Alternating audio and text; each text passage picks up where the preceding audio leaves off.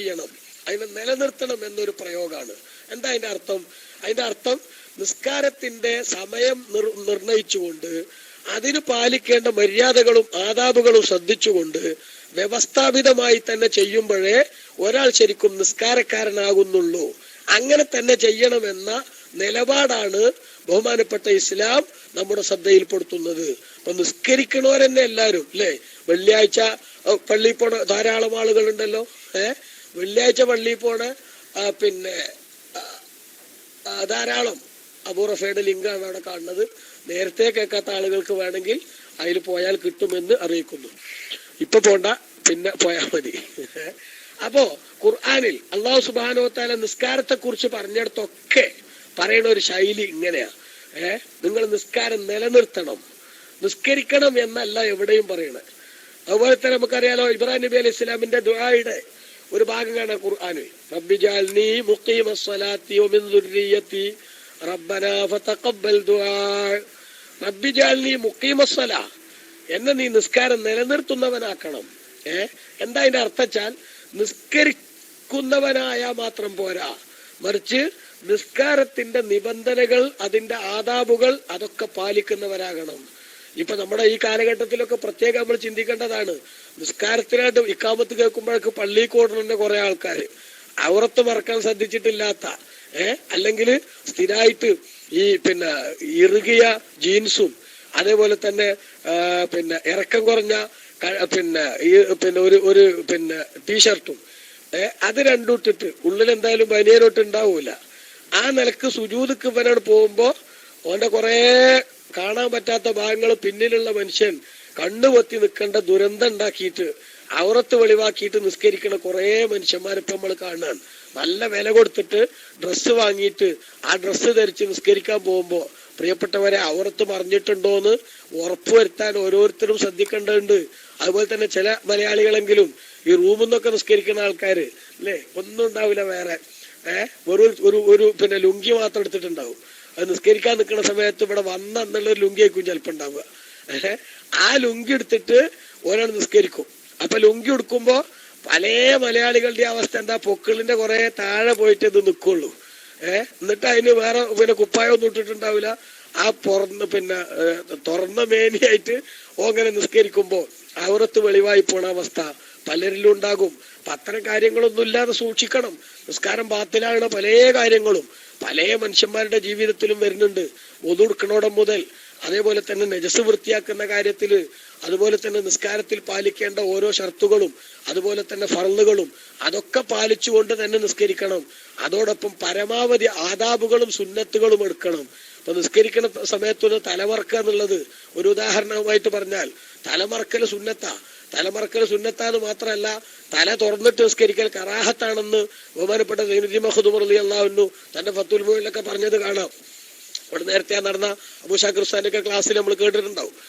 അപ്പൊ തല തുറന്നിട്ട് നിസ്കരിക്കൽ കറാഹത്താണ് എന്ന് വരെ പറഞ്ഞിട്ടുണ്ട്. അതേ സമയത്ത് 100 ദിർഹമിന്റെ പാന്റും അതുപോലെ തന്നെ 150 ദിർഹമിന്റെ ഷർട്ടും വാങ്ങിയ നമുക്ക് 2 ഉറുപ്പ്യക്കൊരു ഒരു ടവല് വാങ്ങാൻ, അല്ലെങ്കിൽ 2.5 ദിർഹമിന് ഒരു തൊപ്പി വാങ്ങാൻ കഴിയാത്തോണ്ടൊന്നുമല്ല. പക്ഷെ നമ്മളത് പരിഗണിക്കാത്തോണ്ടാണ് പലരും. അതുകൊണ്ട് തല തുറന്നിട്ട് നിസ്കരിക്കുമ്പോ അദബ് കുറഞ്ഞു പോകുന്നുണ്ട്. അപ്പൊ ആദാബുകൾ ശ്രദ്ധിക്കണം. അതേപോലെ തന്നെ ലാ യഖ്ബലുല്ലാഹു സലാത്ത റജുലിൻ മുസ്ബിലിൻ നിസാറഹു, അവന്റെ തുണി നെരിയാടിക്ക് താഴേക്ക് താഴ്ത്തി ഉടുത്ത് നിസ്കരിക്കുന്നവന്റെ നിസ്കാരം അള്ളാഹു സ്വീകരിക്കില്ല എന്ന് നബി സല്ലല്ലാഹു അലൈഹി വസല്ലം പഠിപ്പിച്ചിട്ടുണ്ട്. അപ്പൊ നമ്മൾ ധരിച്ചിരിക്കുന്ന വസ്ത്രം അത് നെരിയാണിക്ക് താഴേക്ക് പോകാത്തതാണെന്ന് ഉറപ്പുവരുത്തുക. അത് ആ കൂട്ടത്തിൽപ്പെട്ട ആദാബിന്റെ കൂട്ടത്തിൽ പരിഗണിക്കേണ്ട ഒരു സംഗതിയാണ്. അതേപോലെ തന്നെ പരമാവധി നമ്മുടെ മനസ്സ് ഏകാഗ്രമാക്കാൻ വേണ്ടി ശ്രദ്ധിക്കുക. അത് നിസ്കാരത്തിന്റെ ഏറ്റവും പ്രധാനപ്പെട്ട അതിന്റെ ഭംഗിയുടെ ഒരു ഘടകമാണ്. ഞാൻ യജമാനനായ റബ്ബിന് വേണ്ടിയാണ് ഞാൻ നിസ്കരിക്കുന്നത്. എന്റെ മനസ്സിൽ എന്താ ഉള്ളതെന്ന് ആരോടും ചോദിക്കാതെ അറിയാവുന്ന അല്ലാഹു തആല അവനോടുള്ള അഭിമുഖ സംഭാഷണ ഞാൻ നടത്തുന്നത് എന്നൊരു ബോധം കുറച്ചെങ്കിലും നമ്മളെ മനസ്സിലേക്ക് ഉണ്ടാക്കിയെടുക്കാൻ പറ്റിയാൽ ഏകാഗ്രതയുടെ ചെറിയൊരു സ്വഭാവം എങ്കിലും നമ്മുടെ ജീവിതത്തിൽ ഉണ്ടാക്കിയെടുക്കാൻ നമുക്ക് പറ്റും. മഹാന്മാര് പറഞ്ഞിട്ടുണ്ട്, തുസല്ലി ബിലാ ഖൽബിൻ സ്വലാത്തൻ ബിമിസ്ലിഹ യകൂനുൽ ഫതാ മുസ്തൗജിബൻ ലിൽഉഖൂബത്തി. ഓടോ സഹോദര, നീ പലപ്പോഴും നിസ്കരിക്കുന്നത് എങ്ങനെയാ? സ്വലാത്തൻ, ഒരു നിസ്കാരായി നിസ്കരിക്കുന്നത് എങ്ങനെ? ബിലാ ഖൽബിൻ, ഒരു ഹൃദയ സാന്നിധ്യമല്ല, നീ എവിടെയോ ഏതോ ലോകത്താണ്.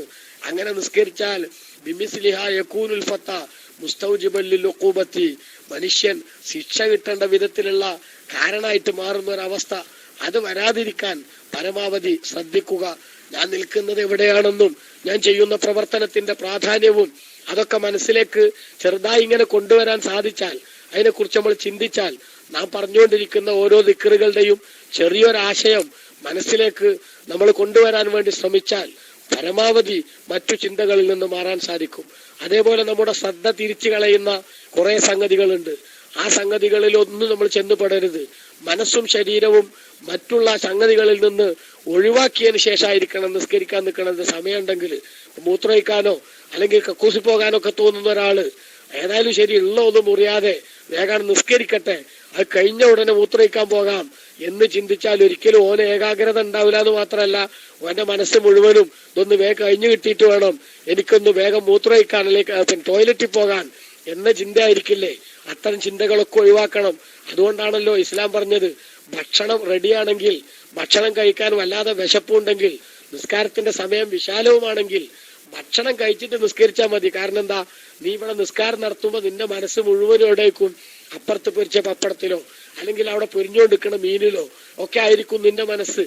അതുകൊണ്ട് തന്നെ മനുഷ്യന്റെ മനസ്സ് മറ്റുള്ള ചിന്തകളിൽ നിന്ന് പരമാവധി മാറ്റി ഏകാഗ്രതയിലേക്ക് കൊണ്ടുവരൽ ആദാബിന്റെ കൂട്ടത്തിലെ ഏറ്റവും പ്രധാനപ്പെട്ട ഒരു സംഗതിയാണ്.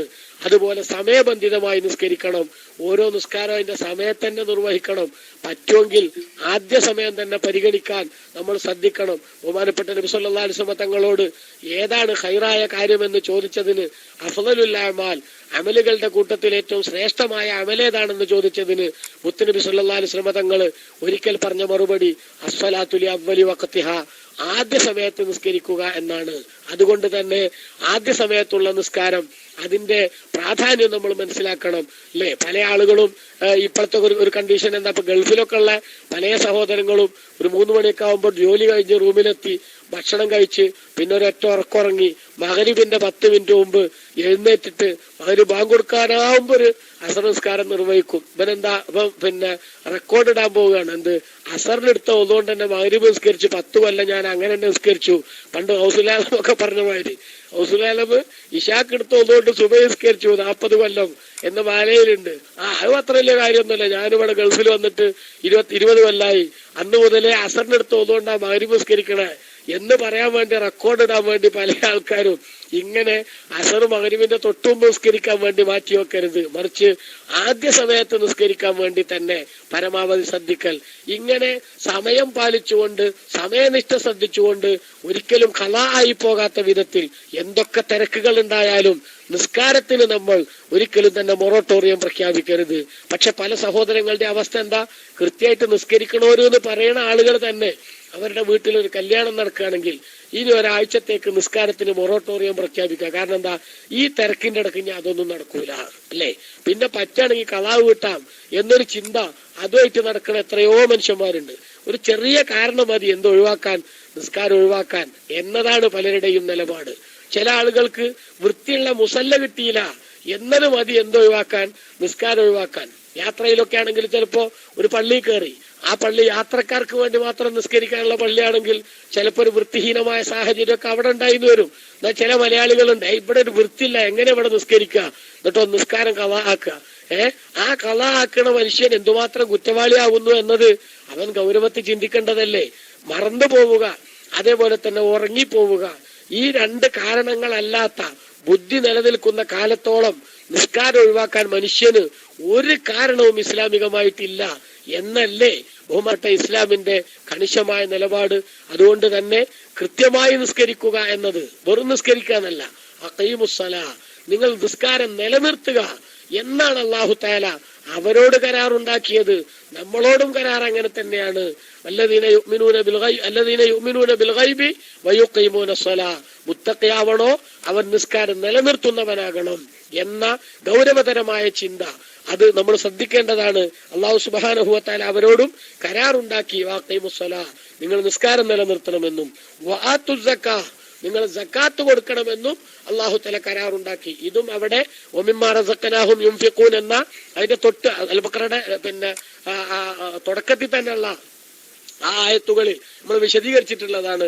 അതുകൊണ്ട് അതിന്റെ വിശദീകരണത്തിലേക്ക് ഞാൻ പോകുന്നില്ല. ഒരു കാര്യം മാത്രം സാന്ദർഭികമായി സൂചിപ്പിക്കുകയാണ്. ബഹുമാനപ്പെട്ട നബി സല്ലല്ലാഹു അലൈഹി വസല്ലം തങ്ങൾ നമ്മളോട് പറഞ്ഞിട്ടുണ്ട്, സക്കാത്ത് കുടിശ്ശികയാക്കുന്ന ഒരു ദുരന്തത്തിന്റെ കാലഘട്ടം വരാനിരിക്കുന്നുണ്ട്. ആ ദുരന്തത്തിന്റെ കാലഘട്ടത്തിൽ ഒരുപാട് വിപത്തുകൾ, അതുപോലെ തന്നെ ദുരിതങ്ങൾ, പ്രകൃതിപരമായിട്ടുള്ള ദുരന്തങ്ങൾ അതൊക്കെ ലോകത്തുണ്ടാകും. ഭൂമികുലുക്കത്തിന്റെ കാരണങ്ങളിൽ പോലും നബി സല്ലല്ലാഹു അലൈഹി വസല്ലം തങ്ങള് സക്കാത്ത് കുടിശ്ശികാക്കൽ എന്നൊരു സംഗതിയെ പഠിപ്പിച്ചിട്ടുണ്ട്. ഇപ്പൊ നമ്മൾ നോക്കിയേ, നമ്മുടെ നാട്ടിലൊക്കെ കോടിക്കണക്കിന് രൂപയുടെ ആസ്തിയുള്ള ആളുകൾ സക്കാത്ത് കണക്കനുസരിച്ച് കൊടുക്കാൻ തയ്യാറായാൽ ചിലപ്പോ പല നാടുകളിലും സാധുക്കളില്ലാത്ത ഒരവസ്ഥ ഉണ്ടാകാൻ മാത്രം മുതലുള്ളവരുണ്ട്, ധനമുള്ളവരുണ്ട്. പക്ഷെ എന്തെങ്കിലുമൊക്കെ നക്കാപ്പിച്ച എവിടെയൊക്കെയോ കൊടുത്തു എന്ന് വരുത്തി ഞാൻ സക്കാത്ത് കൊടുത്തു എന്ന് ആശ്വസിക്കുന്ന ഒരവസ്ഥയിലേക്ക് എത്തുന്ന ആളുകൾ സക്കാത്ത് കുടിശ്ശികയാക്കി വെക്കുന്ന ഒരു കാലഘട്ടത്തിൽ മുത്തനബി സല്ലല്ലാഹു അലൈഹി വസല്ലമ തങ്ങള് പ്രകൃതിയുടെ ഒട്ടനവധി ദുരന്തങ്ങൾ കൊണ്ട് നമുക്ക് മുന്നറിയിപ്പ് തന്നിട്ടുണ്ട്. അതിൽപ്പെട്ടതാണ് ആവശ്യത്തിന് മഴ ലഭിക്കാത്ത സാഹചര്യം എന്ന് ബഹുമാനപ്പെട്ട ഹദീസ് ഗ്രന്ഥങ്ങൾ പരിശോധിച്ചാൽ നമുക്ക് കാണാൻ പറ്റും. അപ്പൊ സക്കാത്ത് കൊടുക്കുന്നവരെന്നെ അത് എങ്ങനെയെങ്കിലും കൊടുത്തു തീർത്താൽ മതി, ഞാനാണ് കൊടുത്തിട്ടുണ്ട്, കമ്മിറ്റിക്കാണ് ഏൽപ്പിച്ചിട്ടുണ്ട്, ഇത് ഓലെന്താ ചായിക്കോട്ടെ എന്ന് ചിന്തിക്കുന്ന കുറെ ആളുകളുണ്ട്. എന്റെ സക്കാത്ത് അത് എന്റെ ജീവിതത്തിൽ എനിക്കുള്ളൊരു കടമയാണ്, എന്റെ ഇസ്ലാമിന്റെ പഞ്ചസ്തംഭങ്ങളിൽ ഒന്നാണ്. അത് വ്യവസ്ഥാപിതമായി എല്ലാ നിബന്ധനകളും പാലിച്ചുകൊണ്ട് പരമാവധി സൂക്ഷ്മമായി തന്നെ അത് നിർവഹിച്ചിട്ടുണ്ടെന്ന് ഉറപ്പുവരുത്തണം. എങ്ങനെയെങ്കിലും എവിടെയെങ്കിലും കൊണ്ടുപോയി തള്ളിയാൽ തീരുന്നതല്ല ആ ബാധ്യത എന്ന് പോലും മനസ്സിലാക്കണ്ട. കാരണം മാറിയ കാലഘട്ടത്തിൽ ഈ ചെയ്യുന്ന ആളുകളുടെ തന്നെ ഇബാദത്തുകൾ നശിപ്പിക്കാനും അത് കുറ്റമറ്റ രീതിയിൽ ആകാതിരിക്കാനുമുള്ള പാരയുമായിട്ട് ഇറങ്ങിയ ഒരുപാട് ആളുകളുണ്ട്. നമ്മുടെ നാട്ടിലെ പുത്തൻവാദികളുടെ സംഘടിത സക്കാത്തൊക്കെ അതിന്റെ ഏറ്റവും ദുരന്തത്തിന്റെ ഒരു വല്ലാത്ത ഒരു മുഖമാണ് അതിനുള്ളത്. പക്ഷെ പലരും മറ്റു ചൊറകളൊന്നുമില്ലല്ലോ, അവരെടുത്താണ് ഏൽപ്പിച്ചാൽ പിന്നെ അവരെന്താ ചായിക്കോട്ടെ എന്ന് ചിന്തിച്ചിട്ട് ആശ്വാസം കൊള്ളുന്നവർ അല്ലെങ്കിൽ സായുജ്യമടയുന്നവരുണ്ട്. എന്റെ പ്രിയപ്പെട്ടവരെ, സക്കാത്ത് നിങ്ങൾ നൽകണമെന്നത് അത് ഇസ്ലാമിന്റെ ഒരു കണിശമായ കൽപ്പനയാണ്. ഇസ്ലാമിന്റെ 5 സ്തംഭങ്ങളിൽ ഒന്നാണ്. അത് വ്യവസ്ഥാപിതമായും നിയമപരമായി ശരിയാണെന്ന് നമുക്ക് ബോധ്യമുള്ള ആ ഒരു ശൈലിയിലും തന്നെ നിർവഹിക്കണം. വിശദീകരണങ്ങൾ നേരത്തെ ലിങ്കിൽ നിങ്ങൾക്ക് ലഭിക്കുമെന്ന് അത് സംബന്ധമായി സൂചിപ്പിച്ചുകൊണ്ട് പ്രിയപ്പെട്ട സഹോദരങ്ങളെ, ഇങ്ങനെ 8 കൽപ്പനകൾ അല്ലാഹു സുബ്ഹാനഹു വ തആല അവരോട് ഈ ആയത്തുകളിൽ, ഈ ഒറ്റ ആയത്തിൽ 83-ാമത്തെ ഈ ആയത്തിൽ അല്ലാഹു സുബ്ഹാനഹു വ തആല ഉണർത്തുകയുണ്ടായി. നിങ്ങൾ നോക്കൂ, എന്നിട്ട് അല്ലാഹു സുബ്ഹാനഹു വ തആല അവരോട് പറയണത് എന്താ? അല്ലാഹു ഇങ്ങനെ നിങ്ങളോട് കൽപ്പിച്ചെങ്കിലും സുമ്മ തവല്ലൈതും ഇല്ലാ ഖലീലം മിൻകും, നിങ്ങളിൽ നിന്ന് വളരെ കുറഞ്ഞ ആളുകളല്ലാതെ ബാക്കിയുള്ളവരെല്ലാം യഥാർത്ഥ ലക്ഷ്യത്തിൽ നിന്ന് പിന്തിരിഞ്ഞുപോയി. വാൻതും മുഅ്രിദൂൻ, നിങ്ങൾ തന്നെ പിന്തിരിയുന്ന ഒരു സാഹചര്യം നിങ്ങൾക്കുണ്ടായി. അള്ളാഹു ഇങ്ങനെ കൽപ്പിച്ചിട്ടുണ്ട്. ആ കൽപ്പന അനുസരിച്ച് അത് പരമാവധി ജീവിതത്തിൽ പുലർത്തി കരാറുകൾ പാലിച്ച് മുന്നോട്ട് പോകുന്നതിന് പകരം നിങ്ങൾ എന്താ ചെയ്തത്? നിങ്ങൾ അള്ളാഹുവിന്റെ ആ കൽപ്പനകൾക്കെതിരിൽ മുന്നോട്ട് പോകുന്ന ഒരു ശൈലിയാണ് ഉണ്ടായത് എന്ന് അള്ളാഹു സുബ്ഹാനഹു വ തആല ഒരു തരം ആക്ഷേപത്തിന്റെ ശൈലി തന്നെ അവരോട് പ്രകടിപ്പിക്കുകയാണ്. ഇവിടെ ഈ പറഞ്ഞ നിങ്ങൾ പിന്തിരിഞ്ഞു എന്ന് പറഞ്ഞതിന്റെ ഉദ്ദേശം ആരാണ് എന്നതിൽ മുഫസ്സിറുകൾക്കിടയിൽ വിവിധ അഭിപ്രായങ്ങളുണ്ട്. ഒന്ന്, അന്നമൻ തഖദ്ദമ ബനി ഇസ്രായേൽ, ഇസ്രായേലികളിൽ പണ്ടേ കഴിഞ്ഞുപോയ ആളുകൾ അവര് പിന്തിരിഞ്ഞു എന്നാണ്. മറ്റൊരഭിപ്രായം അന്നഹു ഖിതാബുൽ ലിമൻ കാന ഫി അസ്രി നബി സല്ലല്ലാഹു അലൈഹി വസല്ലം മിനൽ യഹൂദി, റസൂലുള്ളാഹിന്റെ കാലഘട്ടത്തിൽ ജീവിച്ച യഹൂദികളോടാണ് ആ പറയുന്നത്. അതായത് അങ്ങനെ വരുമ്പോ അതിന്റെ അർത്ഥം എന്താവും?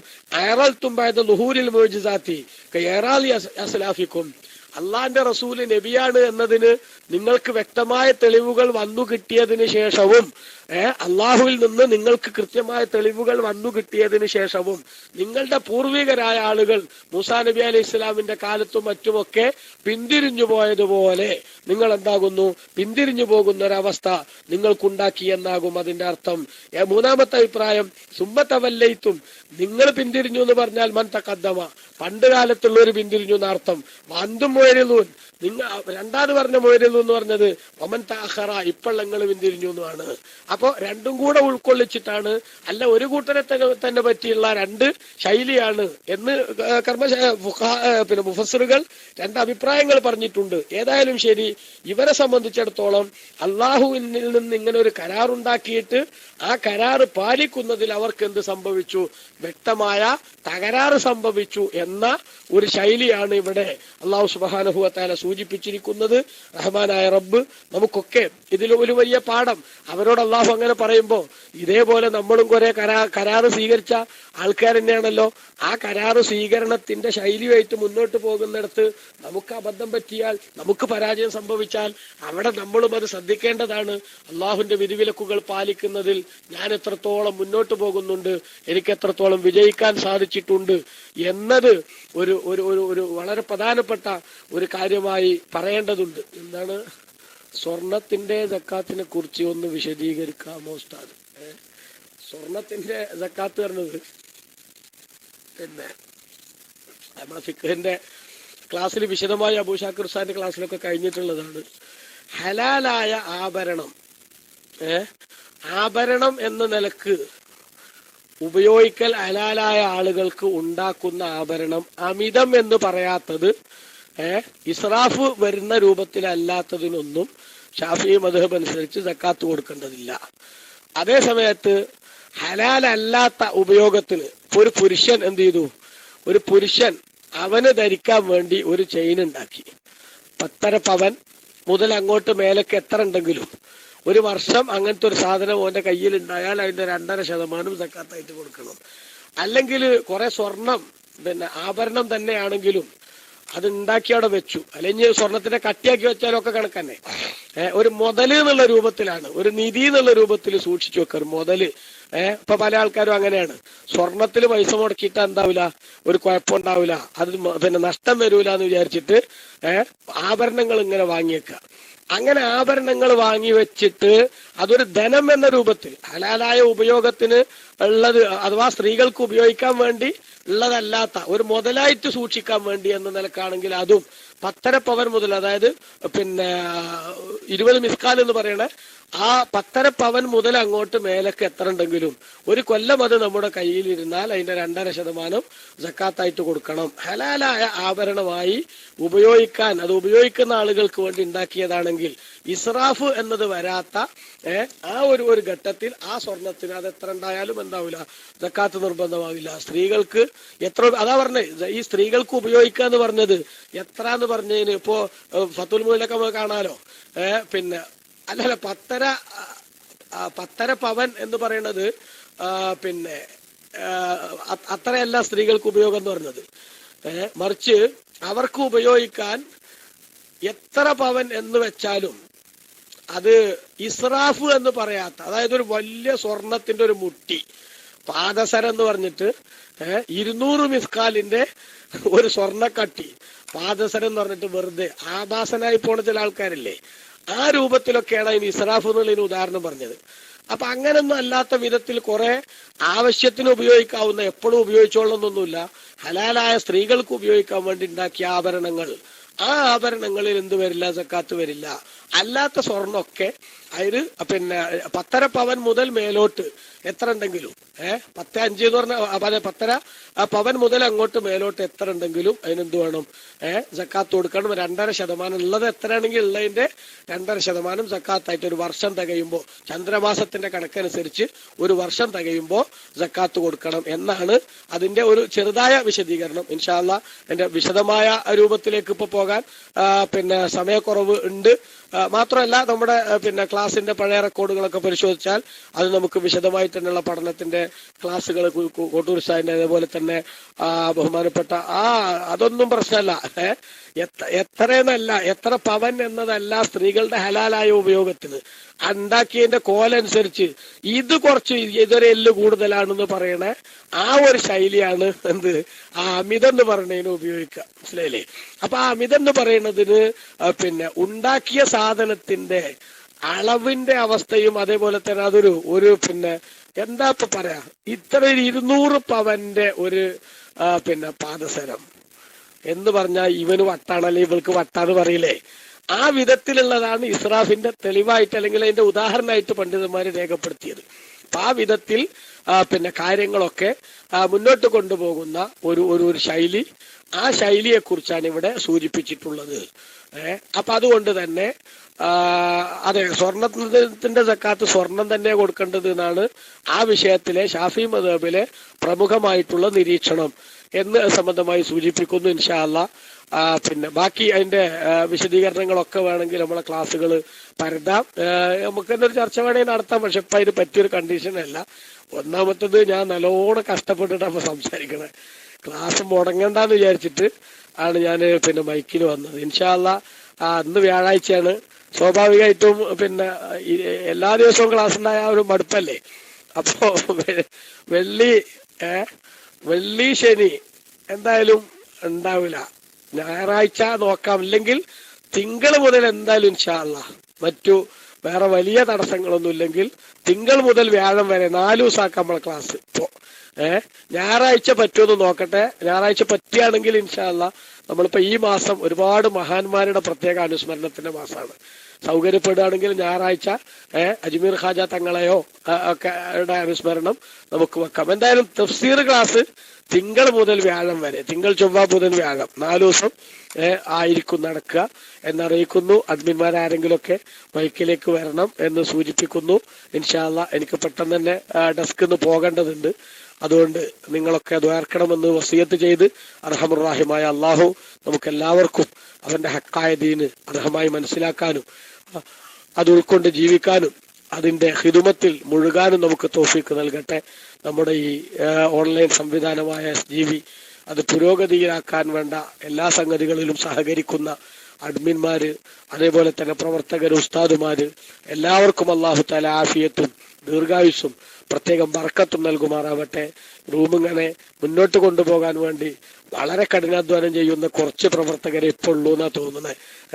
അപ്പോ ബാക്കിയുള്ള ആളുകളും കൂടെ മുമ്പുണ്ടായിരുന്ന സജീവതയിലേക്ക് തിരിച്ചു വരണം. അങ്ങനെ നമുക്ക് വളരെ ഒരു സന്തോഷമുള്ള ഒരു കണ്ടീഷനിലേക്ക് നമ്മുടെ റൂമിനെ കൊണ്ടുപോകേണ്ടതുണ്ട്. അർഹമുർ-റഹീമായ അള്ളാഹു നമുക്ക് എല്ലാവർക്കും അതുപോലെ തന്നെ നമ്മുടെ സഹകാരികൾക്കൊക്കെ ബർക്കത്ത് നൽകുമാറാവട്ടെ. അല്ലാഹുമ്മ ബാരിക് ലനാ ഫി റജബിൻ വ ശഅബാന വബല്ലിഗ്നാ റമളാൻ ووفقنا فيه للصيام والقيام وتلاوة القرآن. ربنا آتنا في الدنيا حسنة وفي الآخرة حسنة وقنا عذاب النار. ربنا تقبل منا إنك أنت السميع العليم وتب علينا إنك أنت التواب الرحيم واغفر لنا ولوالدينا ولجميع المسلمين. توفنا مسلمين وألحقنا بالصالحين. آمين برحمتك يا أرحم الراحمين. وصلى الله وسلم على سيدنا محمد.